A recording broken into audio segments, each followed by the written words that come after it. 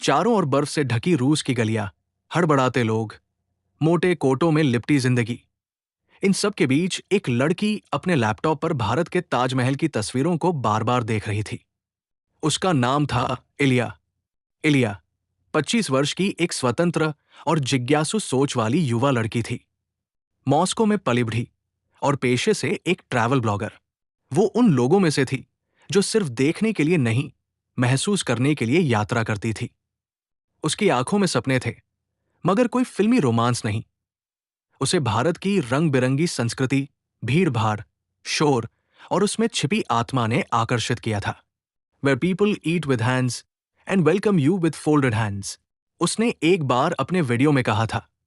वो महीनों से एक योजना बना रही थी। पासपोर्ट, वीजा, यात्रा बीमा, ट्रैवल गियर, कैमरा और ढेर सारी उम्मीदें। उसे विश्वास था कि भारत सिर्फ एक जगह नहीं, एक भावना है। दिल्ली के लिए उड़ान। हवाई अड्डे की घोषणा हुई। Aeroflot Su-232 to New Delhi now boarding. Ilya की धड़कन तेज हो गई। उसकी आंखों में चमक थी। एक नया देश, एक नई कहानी। फ्लाइट में उसकी बगल में बैठे एक बुजुर्ग रूसी ने पूछा, फर्स्ट टाइम इंडिया? यस, इलिया ने मुस्कुराते हुए जवाब दिया। जब विमान दिल्ली की सीमा में दाखिल हुआ तो उसने नीचे झांक कर देखा। शहर की लाइट्स किसी उलझी हुई मगर खूबसूरत कविता की तरह चमक रही थी। जैसे ही वो इंदिरा गांधी अंतर्राष्ट्रीय हवाई अड्डे पर उतरी, गर्म हवा ने उसे चौंका दिया। रूस की -10 डिग्री सेल्सियस वाली ठंड से सीधा 30 डिग्री सेल्सियस में आना किसी कल्चर शॉक से कम नहीं था। लोग तेजी से चल रहे थे। टैक्सी वाले चिल्ला रहे थे, मैडम टैक्सी, टैक्सी, ओला, उबर महंगा है। इलिया चुपचाप आगे बढ़ी। उसके पास एक प्रिंटेड आइटिनरी थी। पहला दिन था इंडिया गेट, दूसरा दिन चांदनी चौक, फिर हुमायूं का मकबरा और हजरत निजामुद्दीन दरगाह। उसने एयरपोर्ट के बाहर से एक ओला कैब ली और सीधे पहाड़गंज में अपने होटल पहुंची, जहां पहले से बुकिंग थी। रूम छोटा था, लेकिन ठीक। उसने खिड़की खोली। बाहर से हार्न की आवाजें, समोसे की खुशबू और नजदीकी मंदिर से आती आरती की ध्वनि एक साथ मिलकर उसे अजीब सी भीड़ में अपनापन दे रही थी। अगले दिन सुबह वो तैयार होकर निकल पड़ी। सफेद कुर्ता, जीन्स, स्लिंग बैग और DSLR। उसकी मुस्कुराहट ही उसका पासपोर्ट थी। वो कनॉट प्लेस, इंडिया गेट और फिर लोधी गार्डन तक घूमी। हर जगह पर उसने कैमरे से कुछ नया कैद किया। फूलों पर बैठी मधुमक्खियां, गार्डन में बैठे बुजुर्ग और पार्क में दौड़ते बच्चे। रात में जब वो होटल लौटी तो कैमरे में 200 तस्वीरें थी और दिल में 1000 भावनाएं। धोखा जिसकी कल्पना भी ना की थी। तीसरे दिन इलिया पुरानी दिल्ली गई, लाल किला और जामा मस्जिद देखने। वहां उसे एक स्थानीय गाइड मिला, रॉकी नाम का लड़का, जो टूटी फूटी अंग्रेजी बोलता था। I show you real Delhi, not tourist Delhi. Come madam. Ilya को उसका अंदाज भरोसेमंद लगा। वो उसके साथ चल पड़ी। कुछ तस्वीरें ली, कुछ रास्ते घूमे। फिर रॉकी उसे एक सुनसान गली में ले गया। This is shortcut. इलिया कुछ समझ पाती इससे पहले ही उसने उसके हाथ से बैग खींचा और भाग गया। इलिया ने जोर से चिल्लाया, स्टॉप, हेल्प, मगर वहां कोई नहीं था। वो अकेली थी, बिना पासपोर्ट, बिना कैमरा, बिना मोबाइल, बस एक विदेशी शरीर, एक अनजान शहर में। उसकी आंखों से आंसू बहने लगे। डर, झटका और असहायता उसे घेरने लगे। और यहीं से शुरू होती है रघु की कहानी।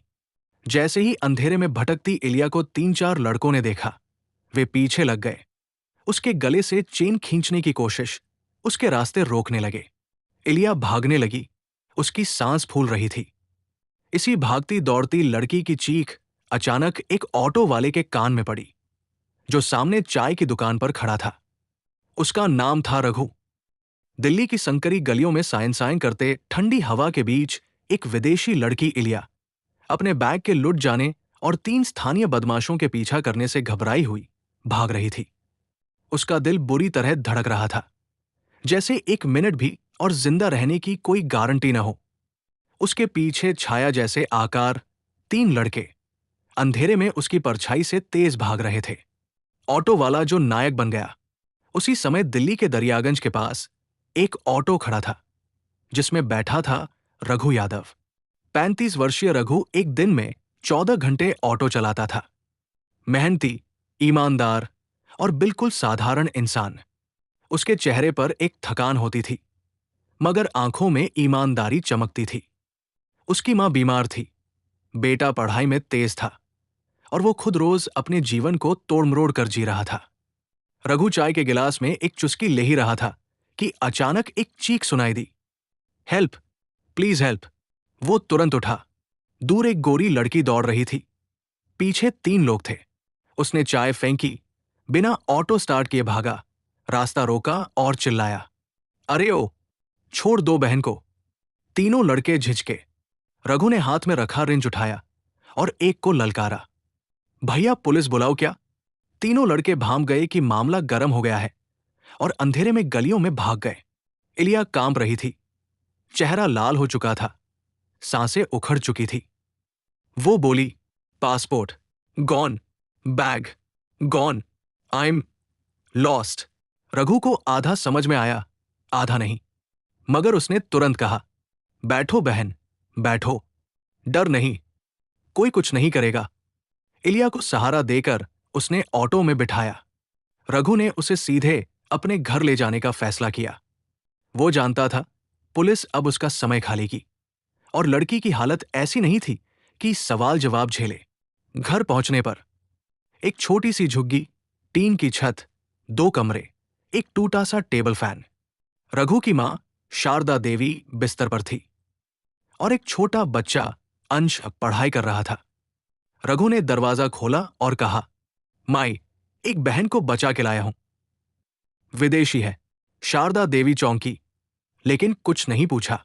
वो मां थी और मां सिर्फ आंखों से पहचान लेती है कौन दुख में है। शारदा देवी ने फौरन रोटी सेंकी, थोड़ी सी आलू की सब्जी परोसी और थाली सामने रख दी।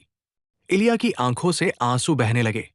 You saved me, you fed me, no one stopped, only you, उसने कांपती आवाज में कहा। रघु ने गूगल ट्रांसलेट में कुछ टाइप किया। India respects guest like god. Ilya ने धीरे से मुस्कुराया। अंश ने मोबाइल से पूछा, where are you from? Russia. Ilya बोली। Your name? Ilya. My name is इलिया। इलिया दीदी, अंश ने मासूमियत से कहा। उस दिन उस झुग्गी में न कोई अमीरी थी, न बिजली पूरी, न वाईफाई, मगर इंसानियत की रोशनी भरपूर थी। रघु ने फोन में लिखा, तुम चिंता मत करो, हम हैं। इलिया ने पढ़ा और उत्तर में लिखा, you my angel in this dark night.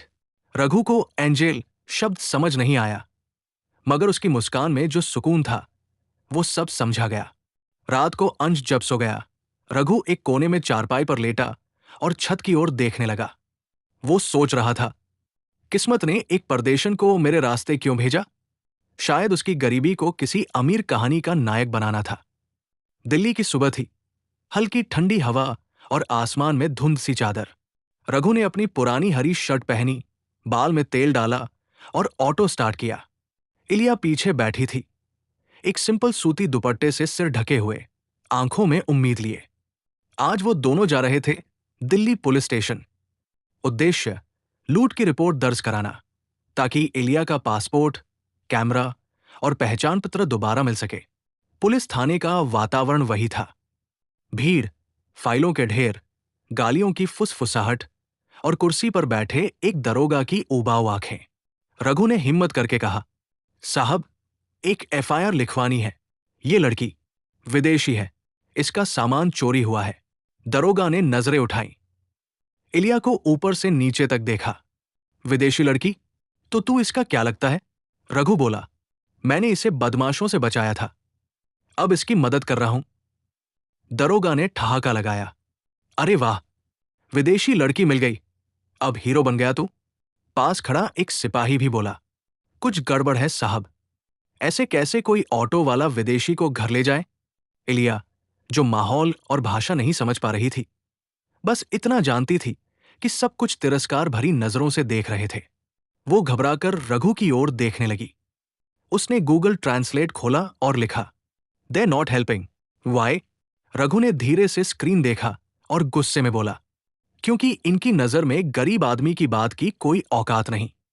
Raghu ने थानेदार की ओर देखा और बोला, अगर ये विदेशी होती भी ना और मेरी बहन होती तब भी मैं एफआईआर लिखवाने आता। मगर आप जैसे लोग सवाल उठाते हैं, मदद पे नहीं, नीयत पे। सन्नाटा छा गया। दरोगा थोड़ा झिझका, फिर बोला, ठीक है, जाओ एसीपी से मिलो। अगर वो बोलेगा तो लिखेंगे। एक विभाग से दूसरे विभाग, एम्बेसी की खोज। रघु और इलिया करीब 3 घंटे थाने में घूमते रहे। कोई कहता डीसीपी ऑफिस जाओ, कोई कहता फॉरेनर्स ब्रांच में संपर्क करो। थक हारकर रघु बोला, चलो अब सीधे रूसी दूतावास चलते हैं, वहीं से मदद मिलेगी। रूस का दूतावास, उम्मीद की एक खिड़की। दोपहर करीब 3 बजे वे चाणक्यपुरी स्थित रूसी दूतावास पहुंचे। सुरक्षा कड़ी थी। गार्ड्स ने रोका। रघु ने कहा, इसका पासपोर्ट चोरी हो गया है, मदद चाहिए। इलिया ने खुद रूसी में बात की, फिर टूटी फूटी अंग्रेजी में गार्ड को सब समझाया। थोड़ी देर बाद एक अधिकारी बाहर आए। You are Iliya क्रावचेंको? Yes, Ilya बोली। We got a report about you. Are you safe now? Yes, this man saved me. उसने रघु की ओर देखा। दूतावास की मदद, नई शुरुआत। दूतावास के अधिकारियों ने तुरंत इलिया को नया पासपोर्ट प्रोसेस करने की प्रक्रिया बताई, ट्रैवल डॉक्यूमेंट अस्थायी रूप में जारी किया और सबसे जरूरी, उसे भारतीय विदेशी पंजीकरण कार्यालय एफआरओ में भेजा गया। इलिया ने अधिकारी से कहा, this man Raghu, he is not just a man, he is my protector. अधिकारी मुस्कुराया और बोला, India is lucky, we have hearts like him here. Raghu की आंखें भर आई। जब अधिकारी ने रघु से कहा, you are a good man mister Raghu, तो रघु को कुछ समझ नहीं आया, मगर इलिया ने ट्रांसलेट किया, तुम एक अच्छे आदमी हो। रघु की आंखें भर आई। वापसी के रास्ते में इलिया चुप थी। रघु ने पूछा, ठीक हो? इलिया ने ट्रांसलेट में लिखा, why police doesn't trust people like you. Raghu ने जवाब दिया, क्योंकि हमारे पास चमकदार कपड़े नहीं होते, सिर्फ दिल होता है। इस दिन ने इलिया को भारत के दोनों चेहरे दिखा दिए, एक सिस्टम जो संदेह करता है और एक साधारण नागरिक जो दिल से मदद करता है। और अब इलिया ने एक फैसला किया था, वो वापस तो जाएगी रूस, मगर सिर्फ कागजों से। दिल उसका अब भारत में, रघु के परिवार में कहीं जुड़ चुका था। दिल्ली के चाणक्यपुरी स्थित रूसी दूतावास से पासपोर्ट और आपातकालीन ट्रैवल डॉक्यूमेंट मिलने के बाद इलिया को केवल 1 हफ्ता भारत में और रहना था। उसके जाने की टिकट दूतावास ने बुक कर दी थी। फ्लाइट अगले शुक्रवार की शाम को थी। मगर इस 1 हफ्ते में इलिया की आंखों ने जो देखा, उसका असर उसके दिल पर हमेशा के लिए छप गया। जहां एक पुराना पंखा घूमता था, चूल्हे पर आलू चढ़ते थे और एक बच्चा अपनी कॉपी में फ्यूचर इंजीनियर लिखता था, वहीं पर एक विदेशी लड़की पहली बार घर जैसा महसूस कर रही थी। रघु की मां शारदा देवी अब उसे बिटिया कहती थी। अंश, जिसे इलिया अंग्रेजी सिखा रही थी, अब आई लव यू दीदी कहने लगा था। सामान बांधते हुए कुछ छूटता सा लग रहा था। विदेश जाने से पहले इलिया ने एक पुराना बैग निकाला जो दूतावास ने दिया था। उसमें बस 2 जोड़ी कपड़े, नया पासपोर्ट और कुछ जरूरी कागज। मगर वो भावनाएं जो उसने दिल्ली की एक झुग्गी में पाई थी, उन्हें कहाँ रखती? रघु चुपचाप बैठा था। उसकी आंखों में एक उदासी थी। इलिया ने अपने बैग से एक छोटी सी चीज निकाली, रूस का एक छोटा मेटल चिन्ह जिस पर लिखा था रूसी में रक्षक यानी प्रोटेक्टर। उसने रघु की ओर बढ़ाया। You are my protector. Raghu ने उसे हाथ में लिया और पलकें झुका ली। उसके जीवन में पहली बार किसी ने उसे ऐसा कुछ दिया था जो सम्मान से लिपटा हुआ था। शुक्रवार की सुबह इलिया तैयार हुई। सादी सूती सलवार, हल्का दुपट्टा और आंखों में चुपी। रघु ने ऑटो तैयार किया। आज पहली बार उसके ऑटो में यात्री और आंखें दोनों भारी थी। शारदा देवी ने उसका माथा चूमा। अंश रोने लगा। आई विल मिस यू दीदी। इलिया झुकी और उसे गले लगा लिया। I will miss you more. जब एयरपोर्ट पहुंचा तो अंदर जाने से पहले इलिया रुकी। उसने रघु से कहा, कम विद मी। रघु हंसा। हमारी दुनियाएं अलग हैं। बिटिया, तुम उड़ोगी, हम चलेंगे। इलिया ने उसकी आंखों में देखा और वो चली गई। 3 दिन बाद रघु को एक इंटरनेशनल कॉल आई। इलिया थी। Check your email. Why? Because your dream just got wings. Raghu ने साइबर कैफे से मेल देखा। Dear Raghu, we are offering you full sponsorship to start a taxi service in Delhi and your son's education will be funded by the help Raghu campaign. उसकी आंखों से आंसू निकल पड़े। इसी के साथ ये स्टोरी समाप्त होती है।